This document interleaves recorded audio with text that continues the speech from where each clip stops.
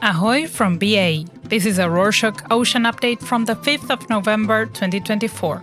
A summary of what's going down in the 70% surface of the Earth covered in salt water. On Tuesday, the 29th of October, there was a devastating flood in Valencia, Spain. It caused more than 200 deaths and was primarily driven by unusually warm sea surface temperatures in the tropical Atlantic. An atmospheric river, fueled by these elevated ocean temperatures, unleashed up to 500 millimeters, about 20 inches, of rain in just 8 hours, equivalent to a year's worth for some areas. According to Climate Central, an independent group of scientists, the influence of human-induced climate change has made such ocean warmth 50 to 200 times more likely. As sea temperatures rise, the atmosphere's capacity to hold moisture increases, resulting in more intense rainfall. This event highlights the urgent need to address the implications of ocean warming on extreme weather, as the risks posed by climate change escalate not only in Europe but globally. Next up, the Florida Atlantic University's Southeast National Marine Renewable Energy Center will evaluate the feasibility of a grid-connected offshore facility in the Florida Current. This initiative aims to explore how ocean energy technologies can be integrated into the energy grid economically and safely. With funding of $800,000 from the U.S. Department of Energy, the project aspires to establish a blue energy hub in Southeast Florida, leveraging favorable ocean current conditions and local utilities support. The feasibility study will focus on creating scalable marine power solutions while ensuring safe integration into the grid. The center plans to manage the project and oversee technical execution, aiming to advance large-scale ocean current energy development while improving understanding of coastal habitats. Still in the Atlantic, on Thursday, the 31st of October, the Nigerian Safety Investigation Bureau announced they had located the wreckage of a Sikorsky SK-76 helicopter that crashed in Port Harcourt, Rivers State, on Thursday, the 24th of October. The helicopter, operated by East Wind Aviation and contracted by the Nigerian National Petroleum Company Limited, had 8 people on board when it ditched in the Atlantic Ocean near Bonny Finima. Recovery efforts are currently underway, with the tail boom successfully retrieved. 5 bodies were recovered, and the remaining 3 people are still missing.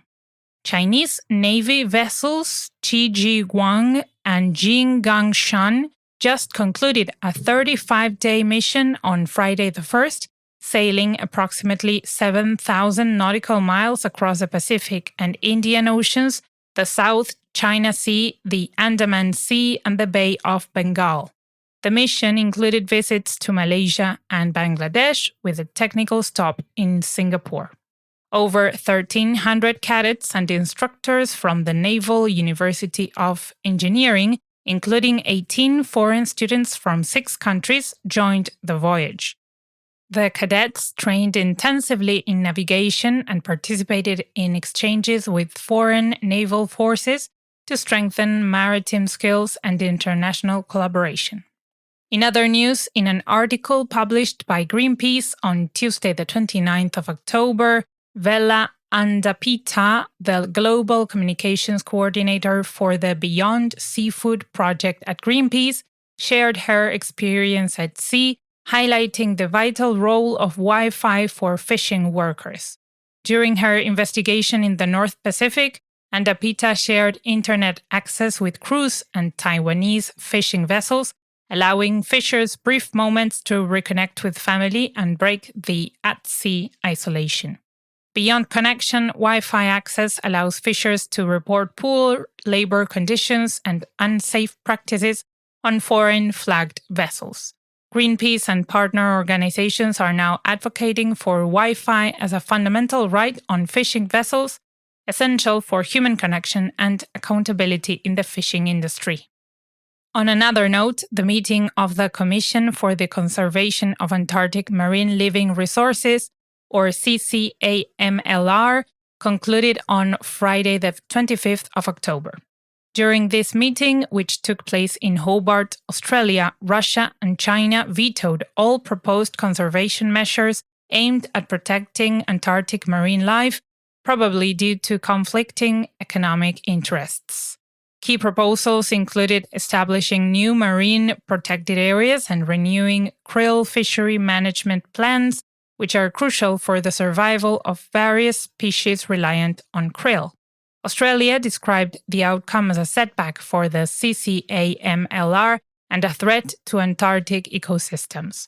Conservation groups expressed deep disappointment, noting the setback could harm long-standing goals for marine protection.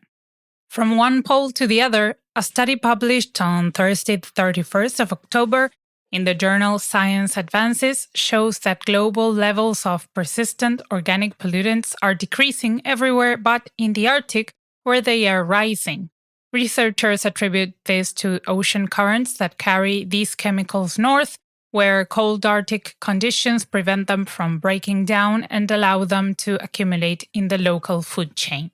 These pollutants are impacting Arctic wildlife, including polar bears and seals, through bioaccumulation. The study aims to stress the importance of international chemical regulations and the protection of vulnerable regions. To know more about this topic, check out the Rorschach Arctic Update with the link in the show notes. Let's sail to the Indian Ocean. According to the recent analysis of Manoj K. Channan, a lieutenant colonel in the Indian Army, China's growing economic and military influence in South Asia is challenging India's traditional regional dominance. By strengthening collaboration with neighboring countries like Nepal, Myanmar, Bangladesh, Sri Lanka, and the Maldives, China is shifting power dynamics and pressuring India's autonomy. The lieutenant colonel stated that India is now improving its military presence, focusing on the Andaman and Nicobar Islands, allowing India to monitor the Malacca Strait, which is a crucial trade route for China. As the competition between the US and China escalates, India faces pressures to safeguard its influence and stability in South Asia.